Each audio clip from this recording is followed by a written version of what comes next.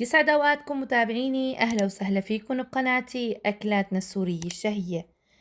رجعت لكم اليوم بفيديو جديد رح نسوي مع بعض معمول حلا الشعيرية الباكستانية بطريقة سهلة وبسيطة. خلينا نروح لطريقة التحضير. أنا هون عندي كوب من البسكويت وكوب من الحليب البودرة، ورح أحتاج كمان لكوب من الشعيرية الباكستانية. أنا هي الشعيرية على طول بستخدمها. هون عندي معلقة من الزبدة. هلا بدي حمص الشعيرية لحتى تاخد عندي اللون الذهبي بهذا الشكل. هي على السريع بتاخد اللون الذهبي، بنضل مستمرين بالتحريك عشان ما تحترق معانا. هلا هيك صارت عندي جاهزة. هلا هيك رح احطها على جنب لحتى تبرد عندي وننتقل للمرحلة اللي بعدها.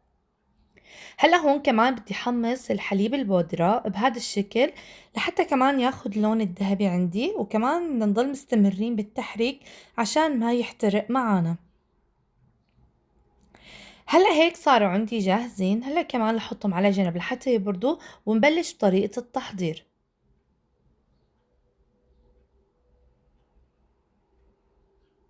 هلا هيك صاروا عندي جاهزين. هلا بدنا نبلش طريقة التحضير.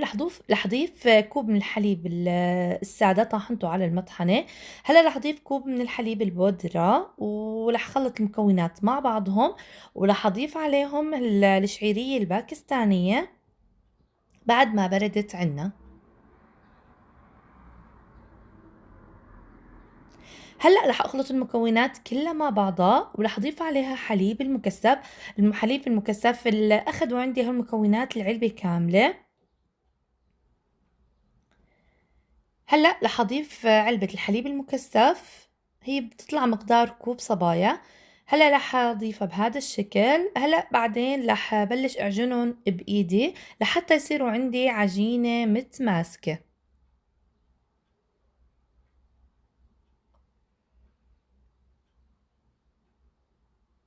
هلأ رح أبلش أعجنهم لحتى تصير عندي عجينة متماسكة.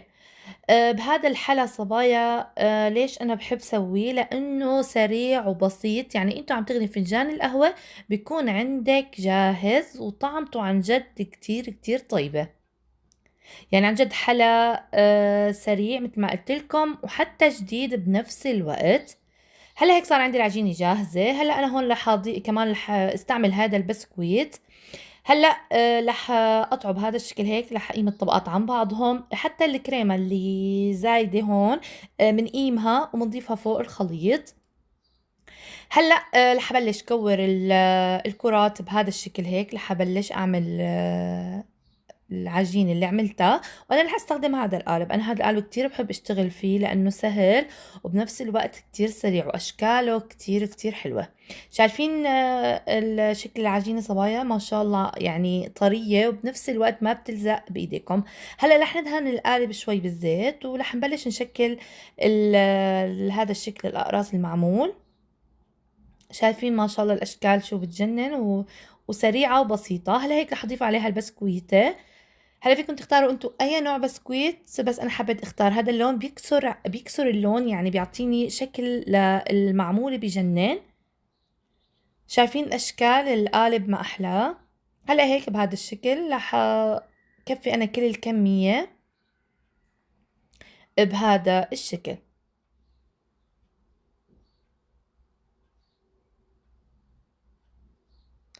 وهلا هيك بعد ما خلصت الكمية كلياتها، شايفين ما شاء الله أشكالهم وعن جد طعمتهم عن جد كتير كتير طيبة وبنفس الوقت سريع. حبيت كمان ضفلهم هيك شوية من الورد، عن جد عطاهم منظر كتير حلو. شايفين ما شاء الله، يعني عن جد بنصحكم انكم تعملوه. انتوا عم تغلوا فنجان القهوة بيكون عندكم الحلا جاهز. وهلا هيك مع فنجان قهوة عن جد ما في اطيب منه لهالحلا. ان شاء الله يا رب هيك يكون عجبكم وعجبتكم طريقتي لعمل معمول الشعيرية الباكستانية. وهلا كمان رح فرجيكم اياها من الداخل قديشها طرية وبنفس الوقت كتير طيبة. واذا عجبكم الفيديو فبتمنى منكم انكم تشاركوا هالفيديو مع الاحبة والاصحاب، ولا تنسونا من اللايك وتشتركوا بالقناة ليوصلكم اسهل واطيب الوصفات من قناتي اكلاتنا السورية الشهية. بامان الله.